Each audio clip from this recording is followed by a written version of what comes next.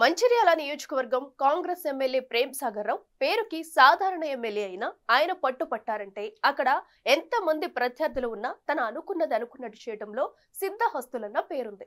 Political గా తలపండిపోయిన ఆయన తాజాగా ఆదిలాబాద్ జిల్లాలో కార్మిక మంత్రి గడ్డం వివేక్ బ్రదర్స్ కు తన పంతం ఎలా ఉంటుందో చూపించారు.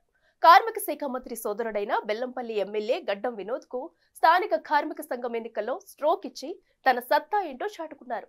ఇందుకు అసలు ఎన్నికలేంటి, ఒకే పార్టీకి చెందిన ఇద్దరు సీనియర్ల మధ్య ఎందుకు ముసలం పెట్టాయి?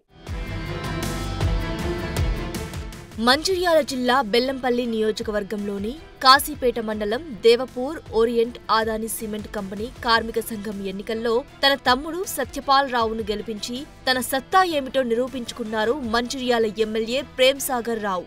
అది ఒక సిమెంట్ కంపెనీ సాధారణ కార్మిక సంఘం ఎన్నిక అయిన మంచిర్యాల ఎమ్మెల్యే ప్రేమ్ సాగర్ రావు దాన్ని సవాల్గా స్వీకరించారు. గడ్డం బ్రదర్స్ తన మంత్రి పదవికి అడ్డుపడి తనకు రాకుండా చేశారని, మంచిర్యాల నియోజకవర్గంలో మంత్రి వివేక్ ను అడుగుపెట్టనివ్వబోనని, తన నియోజకవర్గానికి తానే ఎమ్మెల్యే అంటూ సవాల్ చేశారు.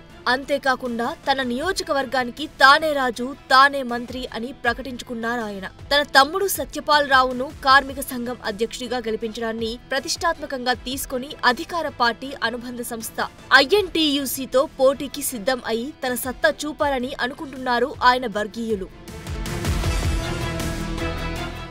గడ్డం బ్రదర్స్ లో ఒకరైన బెల్లంపల్లి ఎమ్మెల్యే గడ్డం వినోద్ ఎలాగైనా ప్రేమ్ సాగర్ ను మంచిర్యాల నియోజకవర్గానికి పరిమితం చేయాలని పట్టుదలతో ఉన్నారు.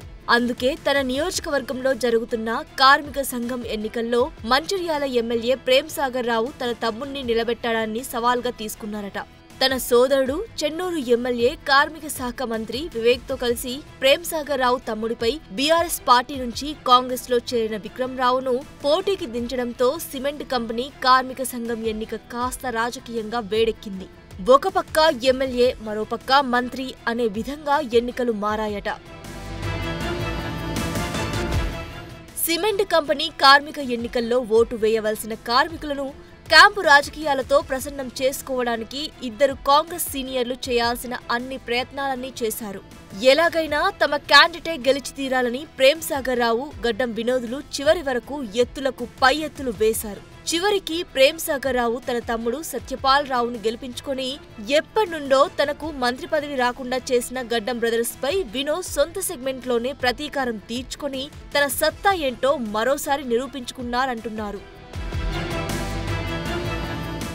అందరూ ఒకే పార్టీకి చెందిన నాయకులు అయ్యుండి ప్రతిపక్ష పార్టీలకు గట్టి పోటీనివ్వాల్సిన నాయకులు ఒకరిపై మరొకరు విమర్శలు చేసుకుంటూ కాంగ్రెస్ పార్టీకి తలనొప్పిగా మారారని అనుకుంటున్నారట అక్కడి జనాలు. ఒక పక్క కాంగ్రెస్ పార్టీ అధిష్టానం కాంగ్రెస్ పార్టీలో మనస్పర్ధలు ఉండకూడదని చూస్తుంటే, గడ్డం బ్రదర్స్ మాత్రం బీఆర్ఎస్ నుండి వచ్చిన వారికి ప్రాధాన్యత ఇచ్చి ఓడిపోవడంతో సొంత క్యాడర్లో భిన్నాభివాదాలు వినిపిస్తున్నాయట. స్థానిక సంస్థల ఎన్నికల్లో బెల్లంపల్లి నియోజకవర్గంలో అన్ని మండలాలు కాంగ్రెస్ అభ్యర్థులు గెలుస్తారని ఆశించినప్పటికీ ఒక సిమెంట్ కంపెనీ ఎన్నిక కాస్త క్యాడర్ ను, వారితో పాటు ఎమ్మెల్యే వినోద్ ను అయోమయంలో నెట్టేసిందట.